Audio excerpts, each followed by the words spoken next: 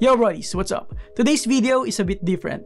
I asked some of my fellow content creators that also do mechanical keyboard related videos a few questions that might pique your interest. We have Tito Jazz from Zion Studios PH, Jan from Pusakal MKB, Johan from Cavite Tech, and Rashid from Tito Gaming. This should be fun, and of course I'm gonna kick this one off, so let's get into it. Hi, this is Pusakal MKB and welcome to TechBroll, where we cover awesome tech and sexy B-rolls. Hi, I'm Justin Bulan of Zion Studios PH, also known as Tito Jazz. Hey guys, Rashid Bantuan here from Tito Gaming YouTube channel. John here from Cavite Tech. You may know me by my tech-centric channel before, but now I'm all for keyboards. In the channel, you could expect keyboard reviews as well as modding guides from various types of keyboards, whether it be budget to mid-range. So if that's your preference, then welcome aboard. You surely will find your ideal keyboard in the channel. Marvin invited me to answer 3 keyboard-related questions. What our favorite, current, and worst keyboards are. So let's get started. So the first question is, what is your favorite mechanical keyboard of all time and why?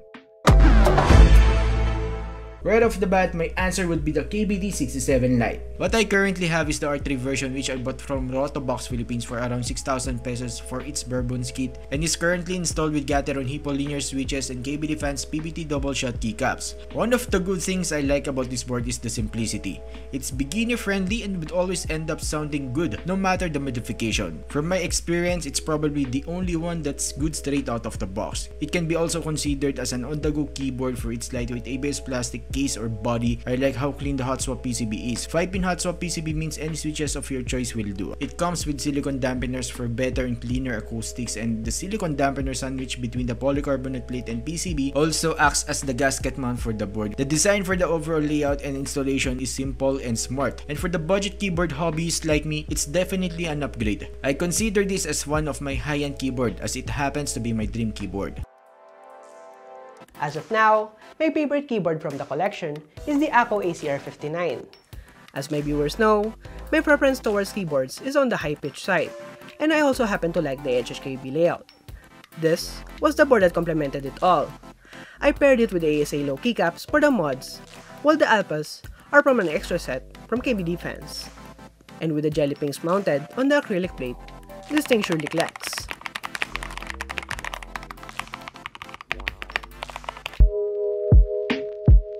My favorite mechanical keyboard of all time is the OLAB Tiramisut.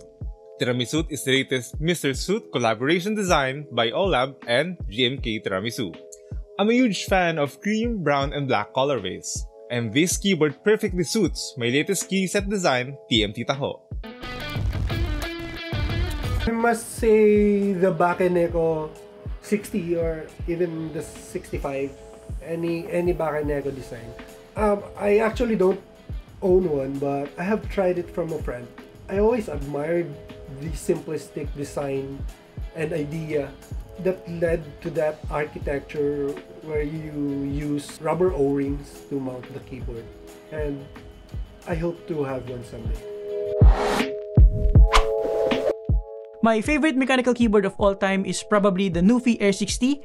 Reason being is that I honestly feel it is still the current best low-profile mechanical keyboard out in the market. Not only the design is quite unique, but the construction, form factor, and layout are very well thought of. Not to mention all the features it has to offer, including hot swappable sockets, tri-mode connectivity, ultra-thin PBT keycaps, and RGB illumination. Of course, it also helps that it is super affordable at just around $100 or so. Nothing beats it at the moment except maybe for the Newfie Air 75, which is essentially a 75 version of it. The second question is, what is your current daily driver mechanical keyboard and why? I do have 2 daily drivers, the Jelly Epoch with Milky Way PBT02 and the other one is Tiramisut, also known as my Taho setup. As you can see, I have 2 different keyboard layouts. The 75% is for gaming and the other one is for productivity. My current daily driver is the Thacker IK75 because it houses all the keys that I need for work or for casual usage and gaming.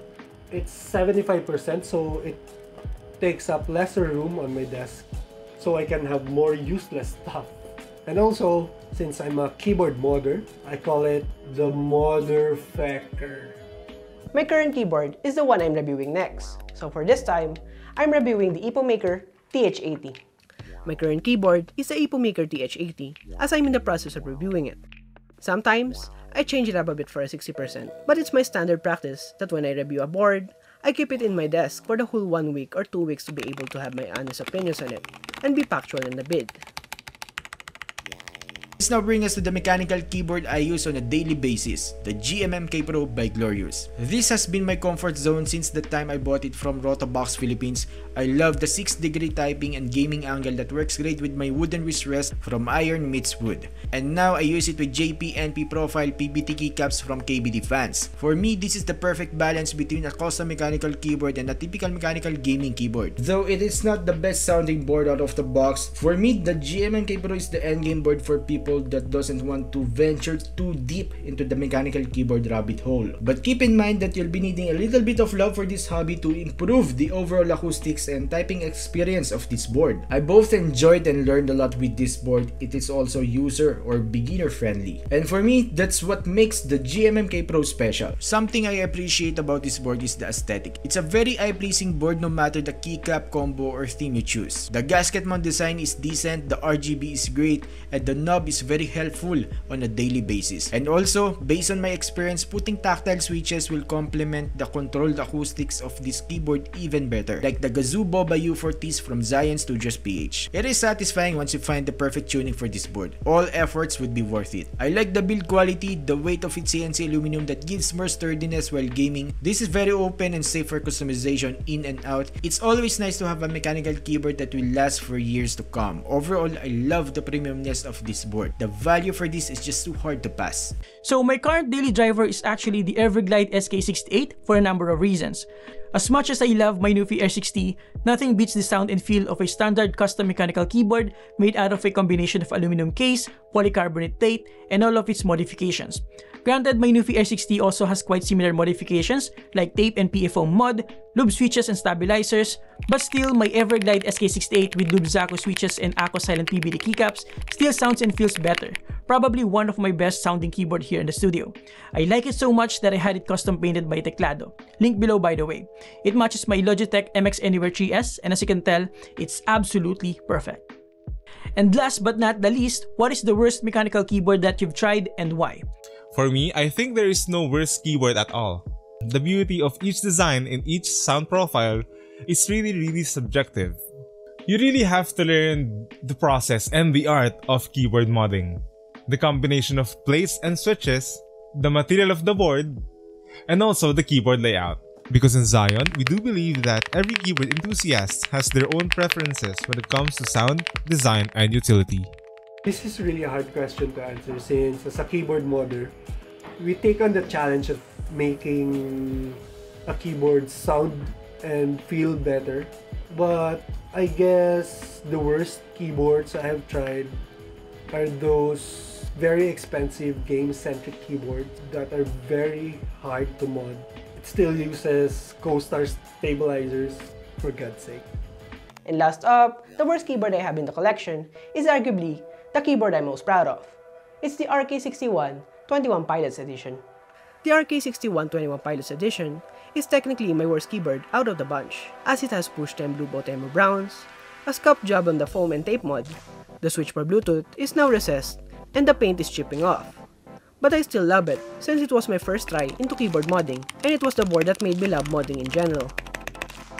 And to answer the question what is the worst mechanical keyboard I've ever tried, to me it's the Tom 680. Don't get me wrong, it looks good, the price is fair, but for me the PCB shorting issues makes the board very fragile or otherwise worrying to use. So the worst mechanical keyboard that I've tried is actually something that was pretending to be a mechanical keyboard, which is the Shipado JK200 that I reviewed I think a couple of years ago. It uses what seems to be a mechanical switch, but it doesn't actually have contact pins. Instead, it has a pole that touches the membrane part of the keyboard that activates the key. What a clever way to disguise, right?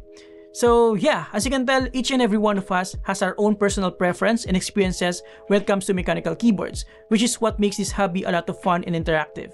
You learn new things every day, and it is a constant learning experience, not to mention you meet different people during mech meetups. By the way, if you haven't already, you can join our group Keyboard Addicts PH on Facebook for more mechanical keyboard knowledge. And there you have it, guys. Thank you for watching. Once again, I'm Jazz Simbulan of Zion Studios PH, also known as Tito Jazz. Don't forget to visit our website, www.zionstudios.ph. Again, I am Tito Gaming. Shoutout to Sir Marvin of TechBroll. Thank you for having me. Thanks to TechBroll for having me in this collab. You could always check out the channel by searching Kabita Tech on YouTube. And once again, I'm John J. Maba, and on to the next creator. So again, this is Pusakal MKB, and I would like to thank Marvin from TechBroll for inviting me here on his channel. And if you're bored, you can visit mine too at Pusakal MKB to make you more bored. Please do me a favor, guys, by subscribing to their channels, link below. Also, let me know in the comments below your own answers to the questions. I'm curious to know your personal preference. Thank you for watching, subscribe if you appreciate this video, and see you next time. Have a great day, guys. You're awesome. Peace.